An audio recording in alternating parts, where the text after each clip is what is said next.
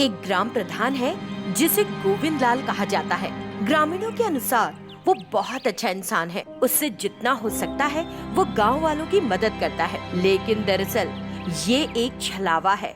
उस अच्छे पने के नकाब के पीछे वो गलत माल की तस्करी कर रहा है, वो भी एक रहस्यमयी भूमिगत रेल मार्ग के रूप में। वो जुड़ा हुआ था हिटलर नाम के एक आदमी के साथ जो पास के जंगल में रहता था। अपनी कार में हिटलर के साथ गोविंद लाल एक बड़े पेड़ के पास आकर रिमोट का बटन दबाता है और पेड़ एक तरफ हो जाता है और उन्हें मिलता है एक भूमिगत रास्ता। वहाँ एक ट्रेन खड़ी थी और वहाँ थे उसके 2 आदमी। अगर गांव वालों को पता चल गया कि तुम ऐसा कर रहे हो तो क्या होगा, दिखाऊं तुम्हें। तो वे दोनों गए एक कमरे में। वहाँ हिटलर को चमकते हुए हीरे, सोना, चंदन की लकड़ियों के बंडल, बोतलों में बंद सांप, पिंजरे में बंद एक बाघ दिखा और साथ ही दिखे रस्सियों से बंधे 2 आदमी।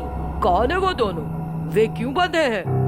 तुमने मुझसे पूछा ना कि क्या होगा अगर कोई मेरी सच्चाई जान गया तो उत्तर के रूप में ये दोनों दिखा रहा हूँ। जो कोई भी मेरे खिलाफ जाता है उसे जीते जी नरक देखने को मिलता है और फिर उन्हें मौत की सजा। तो क्या तुम उन्हें कुछ देर में मारने वाले हो? इतनी आसानी से नहीं मिस्टर हिटलर। उनके लिए नर्क में भी ऐसी भयानक सजा नहीं मिलेगी जितनी मैं दूंगा। अच्छा, मुझे हाथी दांत और बाघ की खाल की तत्काल आवश्यकता है। मिल जाएगी तुम्हारे पास। जब तुम आ रहे थे तो तुमने बाघ को देखा ना। तुमको हाथी दांत कितने चाहिए? पहले मुझे हाथी के दांत देखने होंगे, बाद में मैं तुमको बताऊंगा कि मुझे कितने चाहिए। गोविंद और हिटलर थोड़ा आगे बढ़े और वहाँ एक बक्सा खोलकर देखा। उस बॉक्स में बड़े करीने से हाथी दांत को जमा करके रखा गया था। हिटलर को वो पसंद आते हैं। वो बताता है कि उसे वे चाहिए। मिस्टर गोविंद लाल, मुझे पसंद है हाथी के दांत। उन्हें पैक करके भेज दो और बताओ कि कितनी रकम होगी ताकि हम एक डील साइन कर ले। गोविंद लाल हिटलर को कीमत बताता है और वो उसके बैंक में पैसा ट्रांसफर कर देता है। पैसा आ गया है मिस्टर हिटलर, तुम जाओ और ट्रेन में बैठो। मैं हाथी दांत पैक करके भिजवाऊंगा। ठीक है। हिटलर रुकी हुई ट्रेन के पास जाता है। हाथी दांत, बाघ, जार में सांप, हीरे, सब कुछ ट्रेन में रखा हुआ था। गोविंद फिर उन लोगों के पास आता है जो बंधे हुए थे। उन्हें गुस्से में देखता है और पूछता है, पुलिस को मेरे बारे में किसने बताया? बता दोगे तो एक ही मरेगा, दूसरा घट जा सकता है और अपने परिवार से मिल सकता है। समझ गए? बताओ जल्दी। और दूसरी ओर रॉबर्ट, जो हिटलर का रूप धर के आया था, वो पुलिस स्टेशन पहुंचता है और अपने सहयोगी कांस्टेबल के साथ वहां उस भूमिगत गुप्त रेल मार्ग तक पहुंच जाता है और तुरंत गोविंद लाल और उसके साथियों को गिरफ्तार कर लेता है। शंकरपल्ली का रहने वाला सीनैया मौसमी व्यापार करता है। होने वाली कमाई से वो अपनी पत्नी सुरेखा, बेटे प्रसाद और बेटी रानी की देखभाल करता है और साथ ही अपने बेटे और बेटी को स्कूल भी भेजता है। गर्मी जम के पड़ रही थी और दिन बड़ा गर्म था। सीनैया को घर के अंदर बड़ी उलझन सी लग रही थी।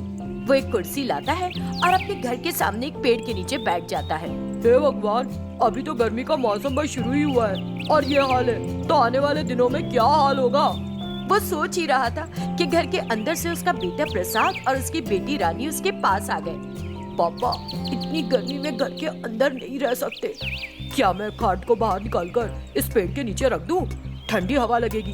अभी तो लगेगी, लेकिन कुछ देर बाद लू चलने लगेगी। हम बाहर नहीं रह सकते।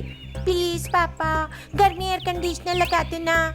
सीनैया बच्चों की इस मांग से चौंक गया। बच्चों को कैसे समझाए, इस दुविधा में पड़ गया। सीनैया की हालत देखकर सुरेखा हंस पड़ी। भाई, पापा चुप है। इसका मतलब है कि वो तैयार है इसके लिए। कल या परसों में एयर कंडीशनर मिल जाएगा। ये कहकर रानी और प्रसाद खुशी से नाचने लगे। उन्हें खुश होते देख मैं कहाँ तैयार हूँ? अरे नहीं नहीं, देखो बच्चों, हमारे पास एसी लेने के लिए बिल्कुल पैसे नहीं है। इसके सपने मत देखो, हाँ प्लीज। भाई, तो हम नहर चलते हैं। शाम तक उसमें तैरेंगे और मौसम ठंडा होने पर घर वापस आ जाएंगे। टंकी में पानी साफ नहीं होगा। तैरोगे और पानी मुंह में गया तो कई तरह की बीमारियां हो जाएंगी। नहर के पानी में सांप और मगरमच्छ होंगे। काट लिया तो जानते हो ना कि क्या होगा।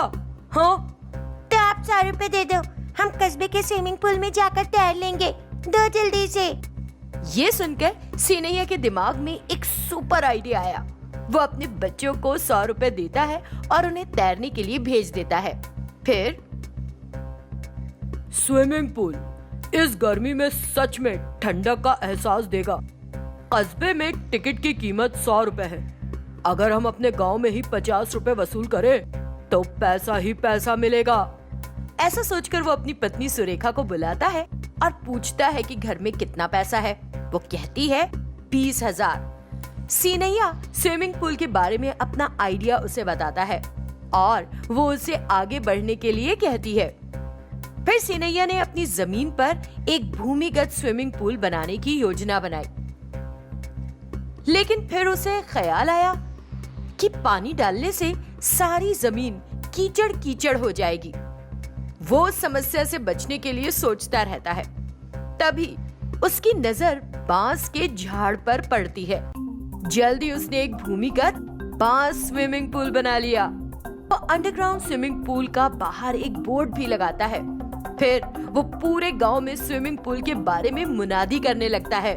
वो सभी मित्रों, उसके हितैषियों, बच्चों और बड़ों को सूचित भी करता है।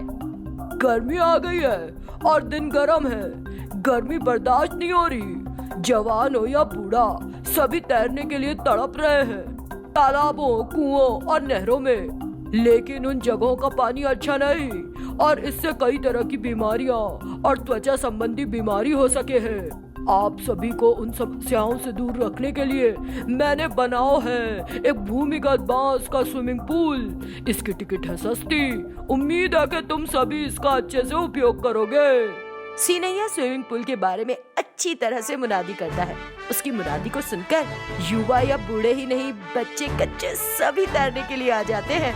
लोग स्विमिंग पूल का पूरा मजा उठाते हैं। सीनैया टिकट की बिक्री के पैसे गिन गिन कर थक जाता है।